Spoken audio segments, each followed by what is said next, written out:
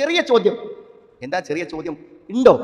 നബി സ്വല്ലല്ലാഹു സഹാബത്തും അങ്ങനെ ഒരു ദിനം ആചരിച്ചു? റസൂലുള്ളാഹി സ്വല്ലല്ലാഹു അലൈഹി വസല്ലമയുടെ അതേ പ്രായമുള്ള ആളുകൾ, അതേ ദിവസത്തിൽ ജനിച്ച ആളുകൾ ഒരു പക്ഷേ പ്രവാചകന്റെ വഫാത്തിന് ശേഷം ഉണ്ടായിരുന്നല്ലോ. അവർ പ്രവാചകന്റെ വഫാത്ത് കഴിഞ്ഞ് അടുത്തൊരു റബീഉൽ അവ്വൽ വന്നപ്പോൾ ആ 12-ന്റെ അന്ന് എന്തെങ്കിലും ചെയ്തു?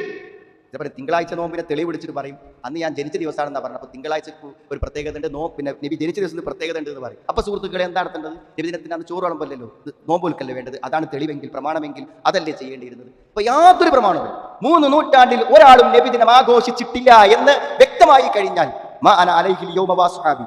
ഒന്നും കൂടെ വ്യക്തമായിട്ട് മറ്റൊരു റിപ്പോർട്ട് കാണാം. മൻ കാന അലാ മിസ്ലി മാ അന അലൈഹി വഅസ്ഹാബി. ഞാനും എന്റെ സഹാബത്തും ഏതുപോലെയായിരുന്നോ അതുപോലെ ആയവർ മാത്രമാണ്, ആ കക്ഷി മാത്രമാണ് സ്വർഗത്തിന്റെ കക്ഷി. എന്ത് സംശയ സുഹൃത്തുക്കളെ? ഇനി നമ്മൾ പോയി കിതാബ് നോക്കണോ, തർക്കിക്കണോ, സംവാദം വേണോ, എന്തിനാവശ്യം? ഒന്നും വേണം. സഹാബത്തിന്റെ അന്നുണ്ടോ? ചോദ്യം. സഹാബത്തിന്റെ അന്നില്ലേ? എന്നാൽ അത് ഇസ്ലാമിൽ ഇല്ലാത്തൊരു കാര്യമാണ്.